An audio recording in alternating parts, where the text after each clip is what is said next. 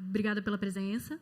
Então, como a Marcela me apresentou, eu sou professora da Unicentro, trabalho na área de clínica médica de bovinos, e a minha linha de pesquisa é imunologia em bovinos. E aí a gente fez algumas parcerias com a ICC, principalmente trabalhando com o Rumen Yeast, e eu vou falar um pouquinho sobre os nossos resultados.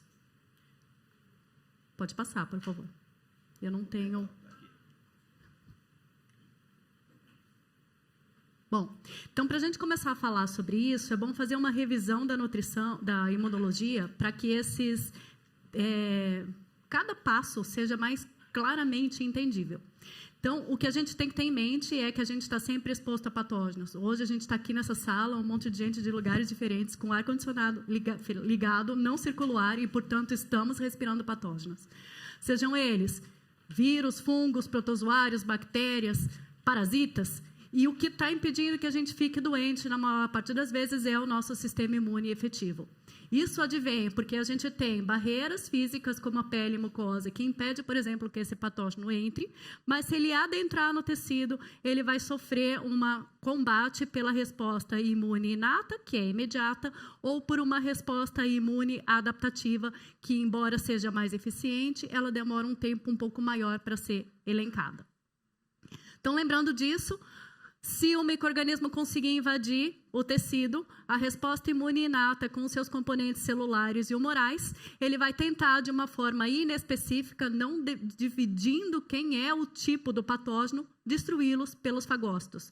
Dentre esses fagócitos, a Melina falou bastante, nós temos as células dendríticas e os macrófagos, que são do tecido, que reconhecem de imediato, e que, se eles não conseguirem eliminar, eles chamam a ajuda de células sanguíneas, principalmente os neutrófilos. E essa comunicação é feita, então, por esse componente humoral, que é o sistema complemento, o sistema de coagulação e citocinas. Ao mesmo tempo, enquanto tudo isso está acontecendo, começou a ativar a resposta imune adaptativa, também com seus componentes celulares e humorais, que vão demorar mais tempo para montar essa resposta. Porém, essa resposta é mais efetiva e eficiente em eliminar os patógenos. Então, dentro de 5 a 7 dias, enquanto essa resposta é montada, se a resposta imune inata não conseguir debelar, entra a adaptativa e tenta debelar esse agente. Esses agentes, então, são os linfócitos e os seus subprodutos, que são os anticorpos, na tentativa de eliminar esses patógenos. Como eu comentei com vocês, a primeira célula tecidual são os macrófagos e células dendríticas, que têm a função de englobar e reconhecer tudo que é patógeno. A partir desse momento, elas começam a tentar eliminá-los e comunicar com as demais células sanguíneas, sejam fagócitos do sangue como neutrófilos, ou sejam esses linfócitos. Esta eliminação desses patógenos acaba acontecendo com uma atividade microbicida, que é a tentativa de você digerir esses micro-organismos fagocitados. E isso é feito principalmente por metabólitos do ácido nítrico, por mieloperoxidases e catalases, mas principalmente pelo ROS, que são as espécies reativas de oxigênio ou radicais livres. Nesse cascata de reações, então são liberados radicais livres, que são o hidroxila redutora, peróxido de hidrogênio, o oxigênio, o superóxido, que fazem perfurações nesse micro-organismo para tentar destruí-los. E aí é importante a gente ter dois conceitos em mente, que eles são bem comuns de ser confundidos. Um é o metabolismo oxidativo e o segundo é o estresse oxidativo. Enquanto o metabolismo oxidativo é bom, isso significa o quê? Que quanto mais ROS a gente produzir dentro da célula, maior vai ser a sua capacidade de eliminar os patógenos. Porém, quando isso é produzido em maior quantidade, isso extravasa da célula. E ao extravasar da célula, ele pode destruir célula sadia que está ao redor. Por isso mesmo, a maioria das células tem um sistema antioxidante composto por enzimas que degradam esse ROS, que é a glutationa peroxidase e a superóxido desmutase. E todas elas têm em sua constituição vitamina C, vitamina E, zinco e selênio. Por isso que esses elementos são considerados imunonutrientes. Esse sistema, ele tem uma capacidade. Então, quando essa capacidade é extrapolada, esse ROS em excesso cai fora da célula e começa a destruir o tecido sadio. E aí isso seria uma destruição exagerada do tecido, um tempo maior para cicatrização e restauração à homeostase. Então, isso acaba sendo danoso. Por isso que, constantemente, a gente está preocupado com radicais livres. A pequena quantidade é boa, o excesso dela pode ser danoso. Bom, tudo isso, então, precisa ser muito bem regularizado, muito bem equilibrado. Exatamente por isso, nós temos mediadores inflamatórios que vão garantir que essa resposta imune aconteça de uma forma eficiente para eliminar o patógeno, mas não para destruir o tecido sadio. Isso é regulado por mediadores inflamatórios, que vão ser produzidos na gravidade dessa inflamação. Entre eles, os primeiros, os mais precoces, são as proteínas de fase aguda, que no caso dos bovinos, as principais são a aptoglobina e a amiloide sérico A, enquanto em humanos é principalmente a proteína C reativa. Então, são esses metabólitos que ajudam a produção das citocinas inflamatórias, as quimiocinas, que vão fazer, então, a comunicação entre aquela célula tecidual e as células sanguíneas. E isso vai resultar na inflamação. Então, aqui a gente tem um tecido sadio, e a partir do momento que começa a inflamação, migra as células do sangue, que são todas essas roxas, para dentro do tecido. Quanto maior for essa inflamação, significa que eu produzi mais proteínas de fase aguda. E se isso for exagerado, isso pode ser danoso ao hospedeiro. Então, o excesso da proteína de fase aguda freia a resposta imunológica. Evita uma superinflamação, mas, ao mesmo tempo, mantém patógenos viáveis dentro do tecido. Então, essa inflamação vai continuar, essa infecção vai perpetuar. E isso pode tanto prolongar os sinais clínicos ou aumentar a gravidade da doença. Bom, por isso mesmo, um dos indicadores de inflamação são os leucócitos. Se eles precisam migrar para o tecido infectado, eu preciso que eles aumentem primeiro no sangue. Então, se eles aumentam no sangue, eles podem migrar no tecido. Numa infecção pouco grave, primeiro eles aumentam no sangue e depois eles vão para o tecido. Numa infecção extremamente grave, eles migram mais rapidamente do tecido do que eles aumentam no sangue. Então, eu poderia dizer que um sinal de infecção seria um aumento de leucócito por um aumento de neutrófilo e de uma infecção mais grave, uma diminuição de leucócito por diminuição de neutrófilo. Esse conceito é fácil, porém não se aplica a bovinos. Por quê? Bovinos sofrem alta influência do estresse. E o estresse aumenta a quantidade de leucócitos e neutrófilos sanguíneos. E pior, esses neutrófilos não conseguem sair do sistema sanguíneo para o tecido. Então, além dele não nos dizer, o leucograma, se esse bovino está ou não com infecção, ele também não estaria com o número de células boas ou ativas no tecido para combater uma infecção. Bom, então, enquanto essa resposta imune está acontecendo no tecido, lembrando que começou com um macrófago que reconheceu o patógeno, chamou neutrófilos para tentar eliminar, ao mesmo tempo, um macrófago, que seria esse aqui, chegou no linfonodo para começar a resposta imune adaptativa. Nesta resposta imune adaptativa, isso vai demorar para acontecer cerca de 5 a 7 dias. Nesse período, então, é o momento em que os linfócitos vão começar a se diferenciar para fazer uma resposta mais específica contra esse patógeno. Há um resumo maior. Se esses patógenos estiverem dentro da célula, por exemplo, o vírus, ou se for uma célula que foi produzida com deficiência, por exemplo, um câncer, essa destruição vai ser feita por linfócito citotóxico. O próprio linfócito engloba essa célula defeituosa e a destrói, que seria o linfócito CD8. Se esses patógenos são extracelulares, por exemplo, antígenos como parasitas ou até mesmo bactérias extracelulares, essa resposta é mediada por anticorpos. Então, esse linfócito tem que se diferenciar num linfócito B ou plasmócito e começar a produzir anticorpo para, então, esse patógeno ser eliminado. Por isso que ela demora mais tempo para acontecer.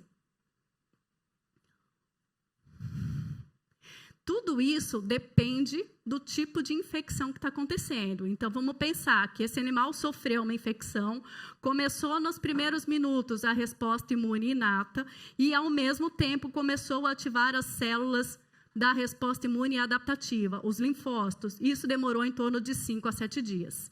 Se, nesse período, precisar da produção de anticorpo, o anticorpo elimina o patógeno. Se não precisou, porque a resposta imune inata conseguiu eliminar os patógenos, tudo bem, vira célula de memória. O que essa célula de memória faz? Ela fica lá guardadinha. O dia que esse agente entrar novamente em exposição com esse patógeno, ela vai demorar aproximadamente 3 dias para produzir o anticorpo. Então, a gente encurta a resposta.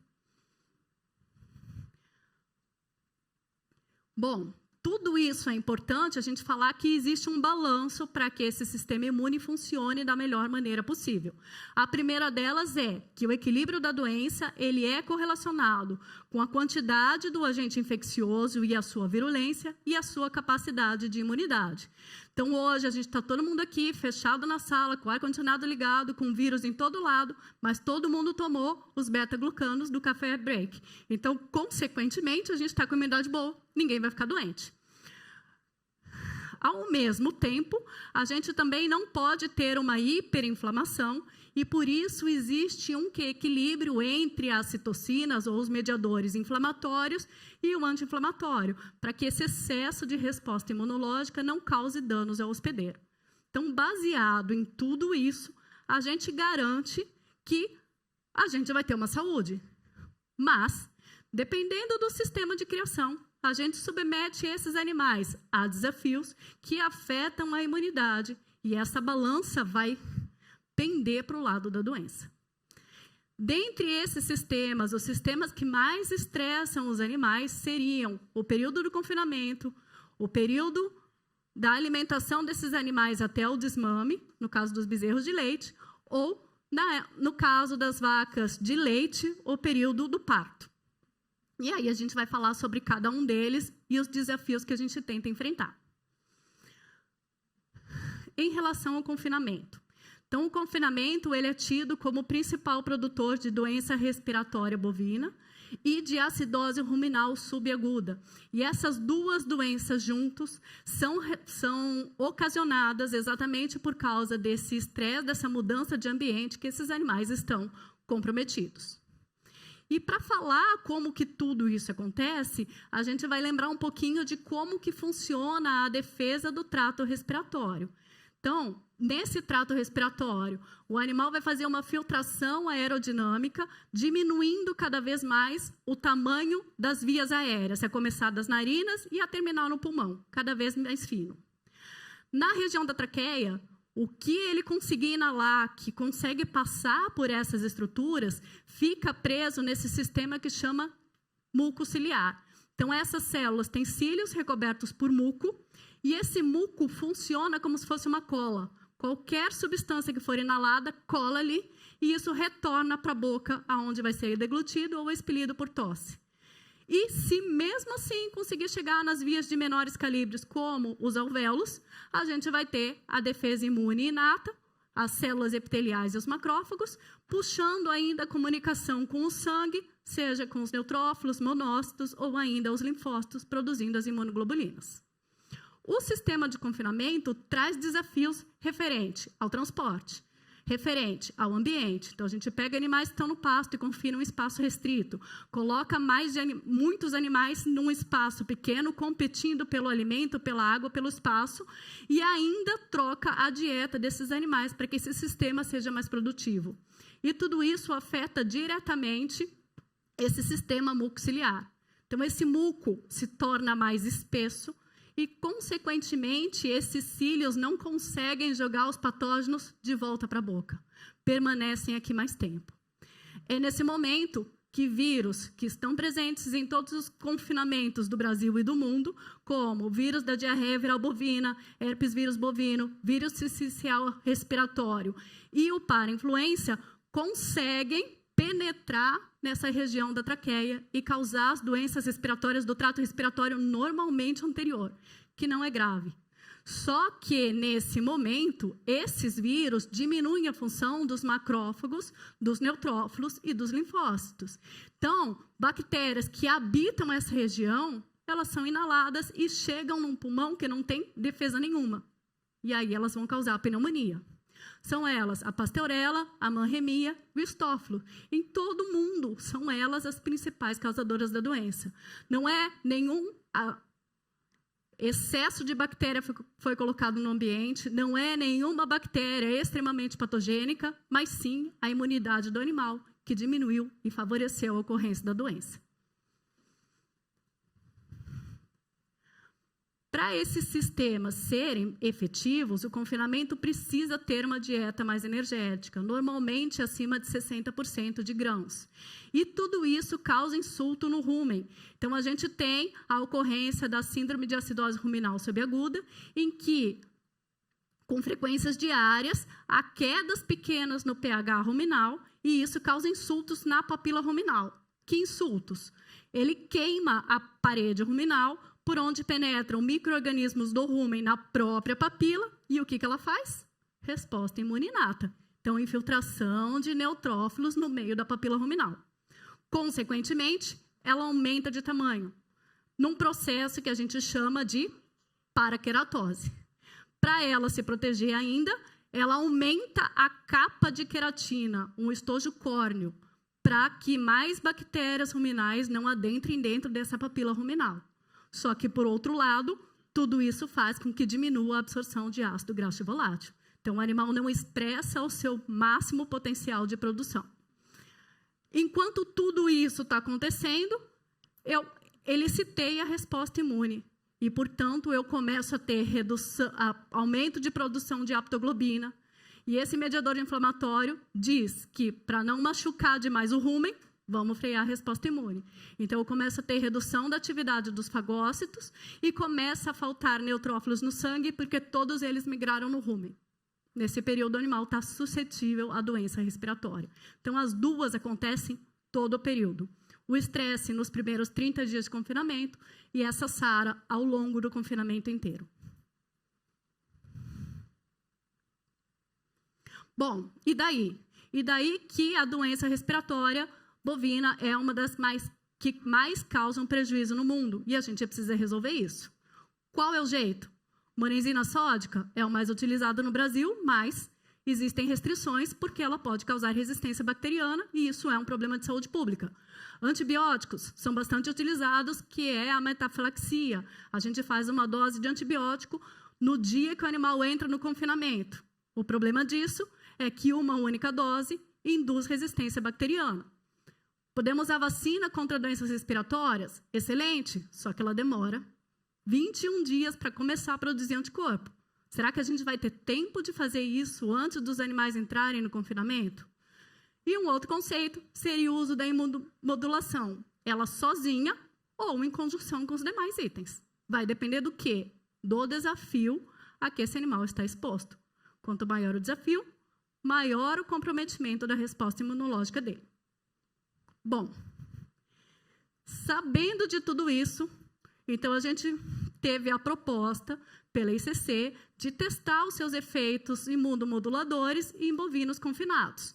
Então, a nossa pergunta era se a suplementação com o rumen-yeast, que é a levedura autorizada, rica em parede celular, melhora a imunidade inata desses animais e se essa melhora na resposta imune inata é a responsável pela redução de doença respiratória bovina. Para isso, então, a gente pegou 36 animais que vieram de uma propriedade localizada cerca de 50 quilômetros da nossa unidade experimental, então era uma distância pequena, colocou 2 animais por baia, então o desafio também entre os animais era pouco, e fez uma alimentação mais concentrada. Esses animais foram divididos em 3 grupos, um foi o controle, o outro recebeu o rumen-yeast na dose de 4 gramas e o outro recebeu o rumen-yeast na dose de 7 gramas. Depois de uma aclimentação de 7 dias, para a gente tentar vencer esse estresse da nova aclimentação, né, transporte e instalações, foi trocada no dia 0 a dieta feita de 50% de silagem e 50% de concentrado, que era a mesma da propriedade de origem, por uma com 60% de concentrado, como colocado aqui, durante 14 dias. Então, toda essa adaptação foi pensada em ser o menos estressante possível para os animais. E aí, essas amostragens foram feitas no início do confinamento, dia 0 e 14, no meio do confinamento, no dia 42 a 70, e no final do confinamento, aos 105 dias, quando os animais foram para o abate no dia seguinte.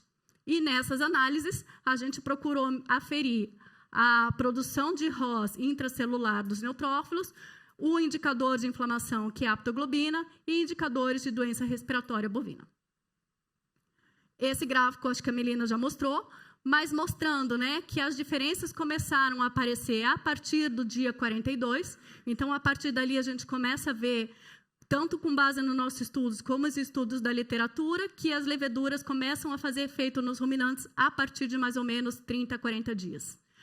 A partir desse momento, a gente nota que o grupo Rumen-Ist 4 sempre teve melhores produções de espécies reativas de oxigênio do que dos outros grupos. E o Rumen-Ist 7 só começou a expressar esse efeito no dia 70 e depois isso desapareceu. O que para a gente foi muito estranho, porque não tem sentido uma levedura numa dose maior, que é a mesma, ser inferior a uma dose menor. Não existe toxicidade dela. Bom, outra coisa que nos chamou atenção, que nesse dia 105, todos os grupos deram uma baixadinha nessas espécies reativas de oxigênio. E aí vem o que a Melina falou, que é em relação aos desafios. Então, nesse período, foi o momento que a gente teve uma queda de temperatura e umidade muito abrupta, e isso provavelmente estressou os animais e eles voltaram a apresentar uma queda de imunidade no fase final do confinamento, momento em que todo o confinamento está exposto, né? Essas alterações climáticas não são controladas pela gente. Então, esses efeitos estressantes podem aparecer em qualquer momento. Como essa resposta à levedura 7 nos deixou integrado, a gente começou a olhar a aptoglobina sérica. E na aptoglobina sérica, nos chamou a atenção que o grupo levedura 7 já tinha aptoglobina mais alta que os demais grupos desde o início do experimento, antes mesmo dos animais começarem a ter o efeito da levedura. Ou seja, esses animais começaram o experimento mais doentes. Por quê? E aí a gente precisava estudar o porquê. Depois que passou esse efeito, a gente viu que o grupo levedura 4 teve menores indicadores inflamatórios no restante do experimento, enquanto que o grupo controle e o grupo levedura 7 sempre tiveram meios similares ali. E aí, a gente já imaginou que se a doença respiratória bovina acontece nos primeiros 30 dias de confinamento, é possível que esses animais já tivessem a doença. E, de fato, isso realmente aconteceu. Então, no dia 0, mas mais especificamente no dia 14, o grupo levedura 4 tinha maior frequência de animais com secreção nasal. A partir do momento que as leveduras começaram a fazer efeito, as secreções nasais desapareceram, mas voltaram quando deu aquele boom de temperatura. Bom, no dia do abate.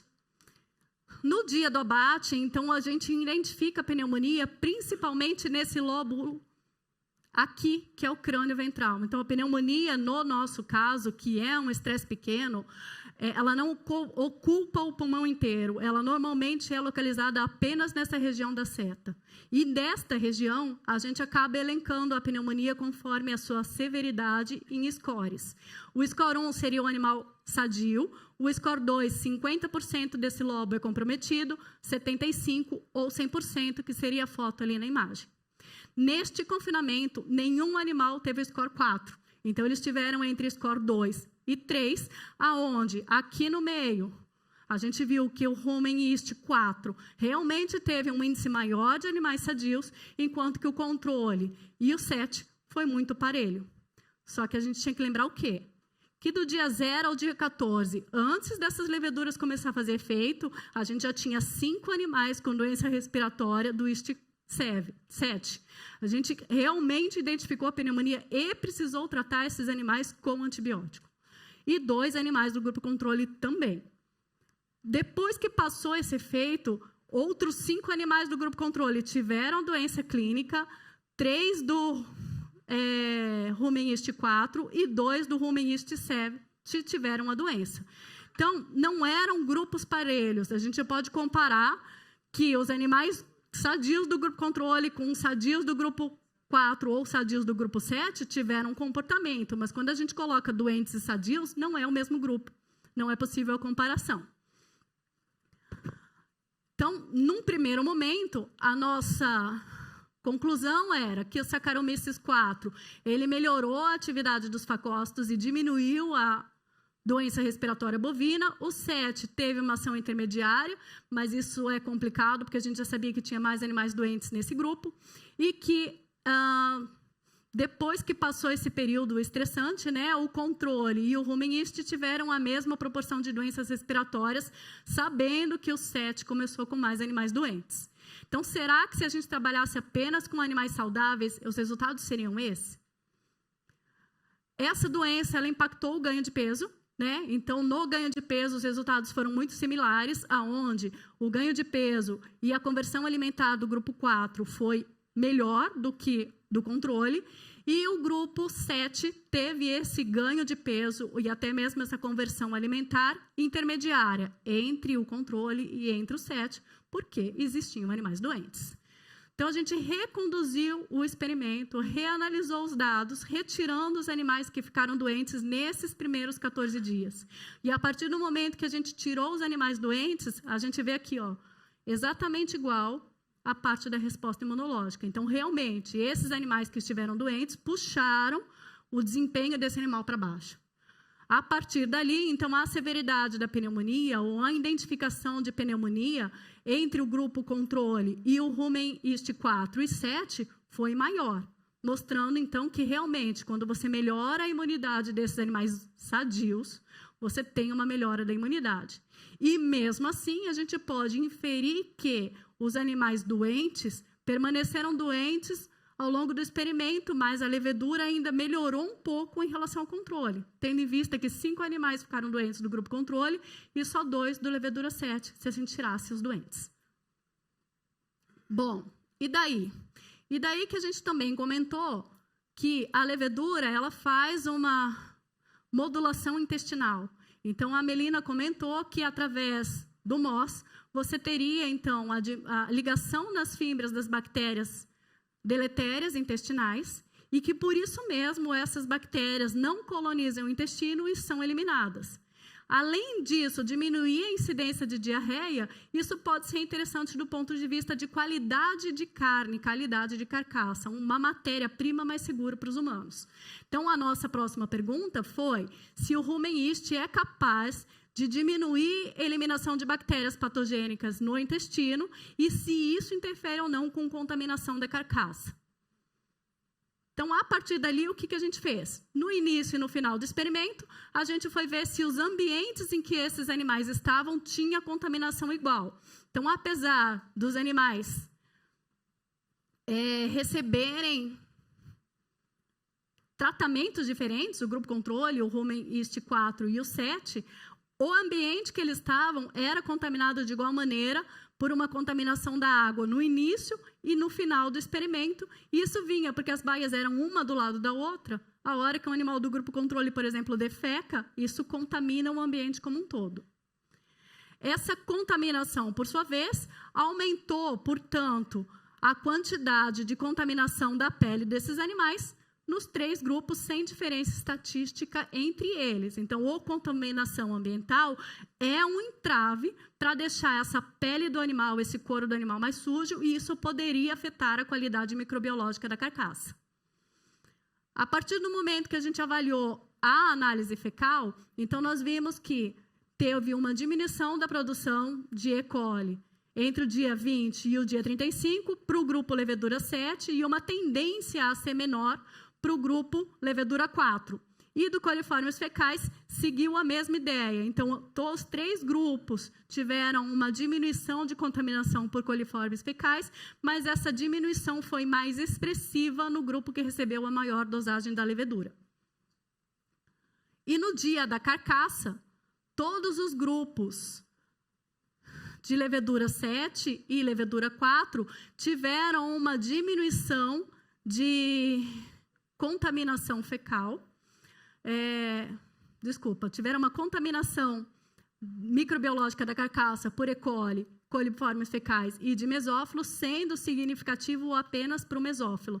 Então, a gente chegou à conclusão que se a gente diminui a excreção fecal de bactérias, existe uma menor translocação delas para a carcaça, logo após a evisceração. E isso nos diz que é uma matéria-prima de melhor qualidade, com maior tempo de prateleira e tudo mais. Todos esses valores estão dentro da legislação que garantem uma qualidade microbiológica da carne, mas é claro que se a gente tiver menor contaminação, esse produto tem um tempo de vida maior. O nosso segundo experimento foi direcionado aos bezerros que sofrem outros desafios que também afetam o sistema imunológico. O primeiro deles é visto pela imaturidade imune. Então, esses animais nascem sem produção de uma imunidade adquirida, isso é altamente dependente do colostro, e essas imunoglobulinas colostrais começam a decair por volta dos 30 dias de vida deles, e só vão começar a ser produzidas ativamente por volta dos 90 dias de vida deles. Então, entre 30 a 90 dias é o período que a gente chama de janela imunológica. O que eles têm cai, e o que eles começam a produzir ainda não é ativo. Além disso, esses animais sofrem desafios por causa do ambiente. Então, o ambiente que é mantido mais limpo, eles conseguem controlar um pouco melhor essa quantidade de patógenos, se mantendo mais sadios. A partir do momento que eles passam para ambientes com maior sujidade, esse desafio começa a ser maior. E, por isso, a qualidade do bezerreiro vai ser primordial para que eles não tenham doença nessa faixa etária. E se eles tiverem doenças, as doenças mais incidentes nesse período, em que eles são imunologicamente imaturos, dos primeiros dias de vida até os 90 dias de vida, vão ser a diarreia, pneumonias ou a associação entre elas, chamada de pneumoenterite. Por isso, então, a gente fez o estudo que era utilizar o rumeniste em bezerros que já estavam com hemeriose naturalmente adquirida. O experimento foi feito numa propriedade comercial em Vitimarçu, no município de Palmeira, no Paraná, onde esses bezerros ficavam alocados em bezerreiros individualizados, mas com contato entre os animais. E nesses bezerreiros, como vocês podem ver, as casinhas eram feitas de madeira e a cama era de areia com maravalha. Então, quando eles tiveram a coccidiose, a gente não conseguia fazer uma adequada desinfecção das instalações pelo próprio tipo de material da cama e da madeira. A hemeriose, ela é uma coccidiose normalmente assintomática. Porém, se os animais são imunologicamente maturos ou se o ambiente está muito contaminado, ela pode causar uma diarreia sanguinolenta com gravidade alta, inclusive com alto índice de mortalidade. Então, a gente chegou na propriedade, eles já estavam com hemeriose. A partir dali, nós separamos 20 bezerras holandesas que tinham 15 dias de vida e que mamaram quantidades adequadas de colostro. Então, com 15 dias, elas ainda têm um bom suporte de imunidade colostral. Desses bezerros, todos eles foram isolados das fezes, os cistos de Eméria. Só que 5 desses animais tinham diarreia no primeiro dia do experimento e 5 não, já no primeiro dia do experimento. A partir dali, a gente começou a suplementar o grupo suplementado com o rumeniste, na dosagem recomendada pela fabricante, que é 10 gramas por dia, e ainda fizemos um desafio de aplicar a vacina contra a doença respiratória via intranasal, quando esses bezerros tinham 30 dias de vida, então 15 dias depois da chegada do experimento. As avaliações foram compostas, então, por exame clínico e ganho de peso dos animais diariamente, e isso foi transformado em uma análise semanal. E para as análises de imunidade, a gente tentou aferir a imunidade após ela ter sido provocada pela vacina, então foi feito no dia 15, 3 dias depois da vacina, quando essas bezerras tinham 33 dias de vida, 7 dias depois, ou 21 dias depois da vacina. Então, quando as bezerras tinham 33, 36 e 51 dias de vida. Essas análises da imunidade foram vistas, então, por mensuração das imunoglobulinas séricas, pela produção de ROS, espécies reativas de oxigênio, e pela razão neutrófilo linfócito. Então, a levedura ela foi dissolvida no leite uma vez ao dia, e aí a nossa preocupação era que, às vezes, isso pode sedimentar no leite. Então, a gente tinha o cuidado de ter certeza que os animais do grupo suplementado receberam essa suplementação adequadamente. E, aos 30 dias de vida, essas bezerras receberam uma dose da vacina intranasal. A Melina já deu um spoiler, mas essa vacina ela é indicada para bezerros imunologicamente imaturos, então, a partir do 3º dia de vida, mas ela pode ser considerada um modelo de virose respiratória leve. Então, a gente já tinha feito outros estudos que, quando a gente aplica a vacina e faz uma análise de todo o sistema respiratório, ela, apesar de produzir aumento de imunoglobulina IgA na região broncoalveolar, ela causa uma irritação da nasofaringe.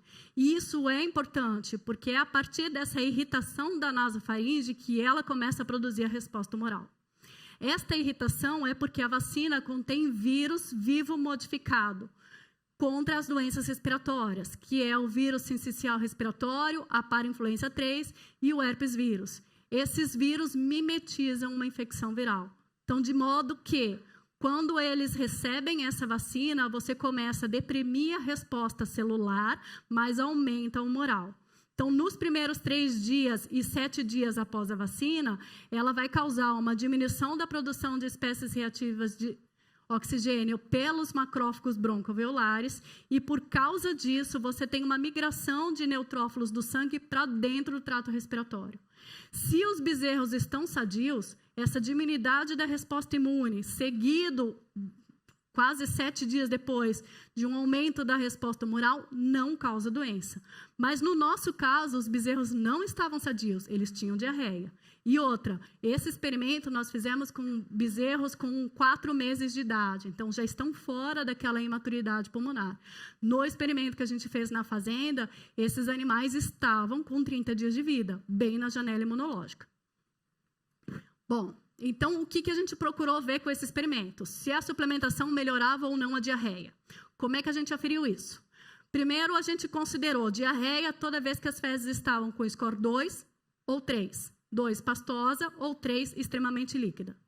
E aí, a gente viu quantas vezes o animal tinha esse episódio de diarreia. O que era isso? Se ele tinha a diarreia, essa diarreia durou cerca de 5 dias. Se isso continuasse ao longo do experimento, isso era considerado um episódio. Se ele tinha esse episódio, ficava bom 3 dias e depois voltava a ter diarreia, isso era considerado 2 episódios e assim por diante. Então, nós vimos que o grupo controle teve mais episódios de diarreia do que o grupo suplementado. Com 15 dias de experimento, praticamente todos os animais não tinham mais heméria nas fezes, mas a heméria destrói a velocidade intestinal. Então, apesar de eles não terem mais hemeriose, eles vão ter uma diarreia por bactéria oportunista. E por isso que essa diarreia ia e voltava no grupo controle. No suplemento, isso era mais controlado. No grupo, ainda a gente viu a duração da diarreia. Então, em média, as diarreias tenderam a durar de 5 até 14 dias no grupo suplementado, mas tendeu a acontecer por um tempo mais prolongado no grupo controle, de 3 semanas ou mais. Então, além deles terem mais episódios de diarreia, melhorava e piorava, essas diarreias duravam mais tempo. E aí, a gente fez também um score fecal. Então, isso era feito diário. A partir disso, nós transformamos em medianas das semanas e a gente viu que o período que eles tiveram diarreia se concentrou mais até a 3ª semana do experimento, onde o grupo suplemento teve umas fezes mais firmes do que os grupos controle entre a 2ª e a 3ª semana. Depois, todo mundo manteve mais ou menos umas fezes entre pastosa e mais firme. Em relação à pneumonia, a gente fazia uma avaliação baseada nesse critério de temperatura retal, presença ou não de tosse e descarga nasal. A partir disso, a gente fazia uma somatória a esses 3 critérios, mostrando que esses animais podiam ser considerados completamente sadios se todos os critérios somassem 0, ou até 9, se eles tivessem todos os critérios na categoria mais grave. Febre, tosse repetida e ainda uma descarga nasal mucopurulenta. Toda vez que esses animais tinham uma somatória acima de 4, a gente pegava os animais e fazia uma inspeção melhor desse trato respiratório, até para que a gente conseguisse diferenciar se esses quadros eram referentes à alteração do trato respiratório anterior, e, portanto, não tinha uma gravidade, podia ser só um efeito colateral da vacina, ou se isso virava um quadro de pneumonia. E aí a gente considerou pneumonia toda vez que o animal tinha febre por pelo menos 3 dias e que os sons respiratórios na ausculta torácica nos dissessem que estava normal. Baseado nisso, a gente viu que na primeira semana do experimento, nenhum animal tinha doença respiratória. Na segunda semana do experimento, ainda antes da vacina, um animal do grupo controle adquiriu pneumonia. E 30 dias de vida, logo depois da vacina, no dia seguinte, todos os animais tinham alguma manifestação respiratória do grupo controle e 9 do grupo suplemento. Ou seja, tinham esse score de 4. A partir dali, nós examinamos os animais e aí a gente viu que 5 animais do grupo controle tiveram pneumonia contra 1 do grupo suplemento. E esses animais foram acompanhados ao longo do experimento, perpetuando essa pneumonia, que costuma durar clinicamente entre 10 a 15 dias. Então, aqui é mais ou menos o período que a gente espera que ela dure. Frente a isso, existem algumas pneumonias que não vão dar febre, que não vão ser detectadas pelo exame clínico. Então, a partir disso, a gente fez a dosagem da aptoglobina sérica para ver qual era o grau de inflamação desses animais. No dia 0 do experimento, quando as bezerras tinham 15 dias, ambos os grupos tinham alto índice de inflamação, visto pelas dosagens mais altas de aptoglobina. A aptoglobina normal ela vai até 10, então acima de 10 é sempre uma inflamação. E ela é correspondente ao grau de inflamação. Quanto mais alto, mais grave a doença. E a partir de 3 dias depois da vacina, o grupo controle continuou com esta inflamação mais alta, enquanto que o grupo suplemento diminuiu. Aqui a gente não tem como saber se essa inflamação é por causa da diarreia ou se ele é por causa da pneumonia.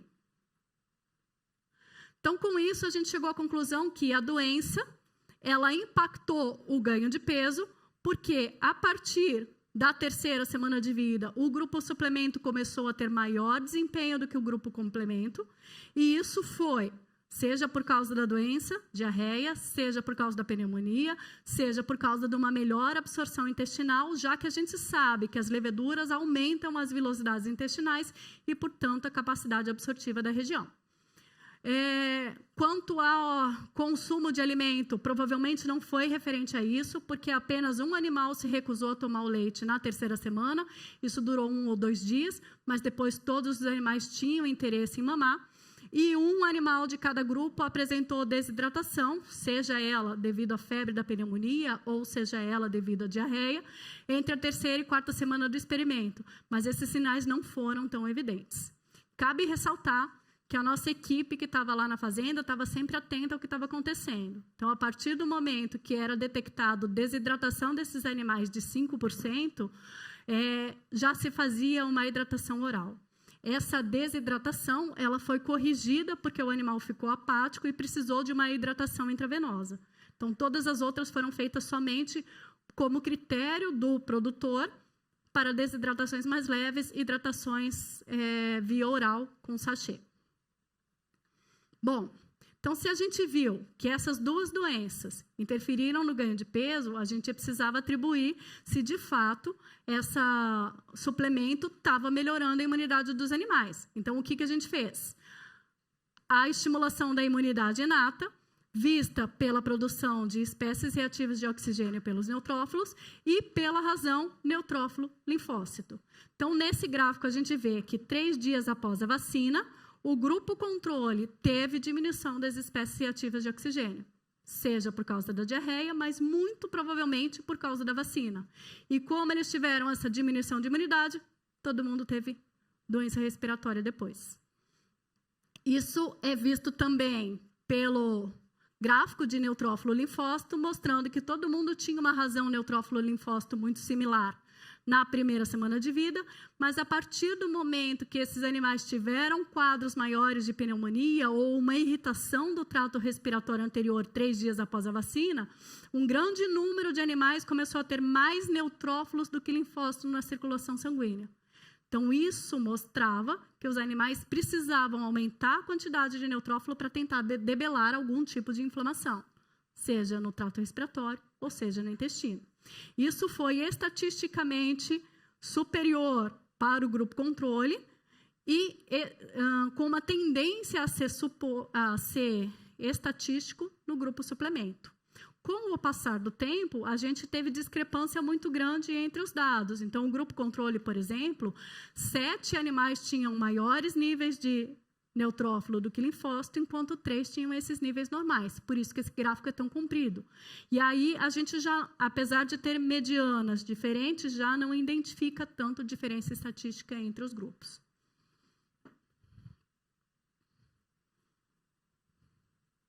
Em relação às imunoglobulinas, nós vimos que, após a vacina, a produção de IgG sérica não aumentou, mas isso já vem do que a Melina também explicou. Normalmente, vacinas de estimulação nasal, elas não induzem produção de imunoglobulina sistêmica, que seria a IgG, mas elas induzem um aumento da produção de imunidade de mucosa, que seria vista pela IgA. Então, nós vimos aqui que houve uma diferença entre o grupo tratado e o controle para IgG, mas não em relação ao tempo, somente 21 dias após a vacina, com uma tendência ao grupo suplemento ser maior que o controle, e que nós notamos também que houve um aumento da produção de IgA, tanto em relação aos momentos iniciais e tanto em relação à diferença de tratamento, mostrando então que o suplemento ele potencializou uma resposta humoral da vacina, além de atenuar os efeitos colaterais dela. Então, a gente pode chegar à conclusão de que a Saccharomyces autorizada rica em parede celular melhorou a imunidade inata nos primeiros 3 dias, porque impediu a redução da função dos neutrófilos. E aumentou a resposta humoral frente à vacina 21 dias após esse estímulo. Toda essa melhora na imunidade atenuou as doenças clínicas, então ela não impediu que a diarreia acontecesse. Porém, essas diarreias aconteceram com menor duração e com menor chance de recidiva. E essa suplementação, essa melhora da imunidade também preveniu os quadros de pneumonia ou tornou eles mais tênues, com menores indicadores de inflamação, resultando, portanto, em maior ganho de peso, seja por menor doença ou seja por melhor aproveitamento desses nutrientes, já que esse sistema intestinal estava mais íntegro. Se a gente levar apenas pelo lado científico, a gente tem isso daqui de benefício. Se a gente ainda pensar nos gastos do produtor, nós não interferimos em nenhum protocolo do tratamento. A gente só indicava quando que ele deveria ser ou não realizado. E aí o próprio produtor, ele utilizava para os casos de pneumonia o Kinetomax, é uma enrofloxacina de longa ação. Essa enrofloxacina era feita uma vez a cada 72 horas, complementando 3 aplicações. Então, os fármacos, eles custavam em torno de R$ 7,00 o protocolo terapêutico dele, sendo que o grupo controle precisou tratar 7 vezes, enquanto que o grupo suplemento precisou tratar 4 vezes esse animal. E aí a gente já tem uma economia, se a gente for ver por bezerro tratado ou por grupo tratado, dividindo entre os bezerros, de R$ 8,4. Em relação à desidratação, o proprietário gostava muito desse sachê de hidratação, que é o HidraFit. É um produto muito mais caro do que a gente vê os concorrentes no mercado, mas ele é mais interessante, porque além dele suplementar contra minerais, ele ainda tem lactose, então ele é um energético, isso que encarece um pouco o produto, mas que pela experiência desse produtor era o que ele via melhores resultados e que, portanto, ele acabava tratando esses animais com o menor sinal de desidratação. Cabe lembrar que o que mata bezerro com diarreia é a desidratação, Então, quando a gente vai interferir na desidratação com fluidoterapia intravenosa, às vezes o quadro já está grave demais, ainda mais nesses casos que tem uma destruição importante da velocidade intestinal. Então, por isso, a gente agiu mais na prevenção, fazendo com que no grupo controle recebesse 8 sachês terapêuticos e o grupo suplemento precisou de 3 sachês terapêuticos baseado, então, nessa desidratação, que foi visto por 5% de desidratação dos animais. Baseado nisso, é um produto mais caro, mas mesmo assim gera uma economia de R$ 70,98. Pela própria história do proprietário, ele falou que ele já sofreu, há uns 2 anos atrás, esse surto de coccidiose na propriedade dele e todas as bezerras morreram. Ele só parou de perder bezerra a hora que ele tirou ela desse ambiente e colocou numa outra região.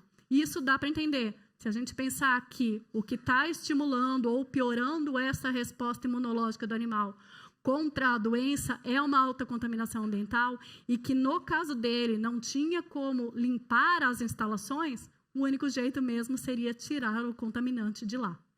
Quando a gente foi para lá, ele também queria fazer isso, ele quase quis interromper o estudo no meio, mas depois que ele viu o nosso trabalho e que salvou todas as bezerras, perdeu 1 ou 2 no começo, antes de começar o experimento, ele ficou mais tranquilo e gostou dos resultados.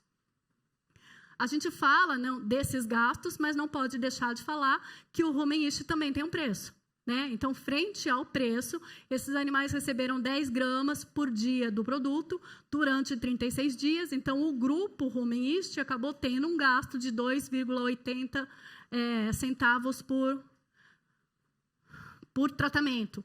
Isso mostra que, apesar da gente ter que gastar um pouco com o produto, se a gente vê que diminuiu a incidência da doença, diminuiu os custos com tratamento e ainda resultou em animais com maior ganho de peso, isso torna o produto muito mais lucrativo por um investimento que a gente faz nesse estado.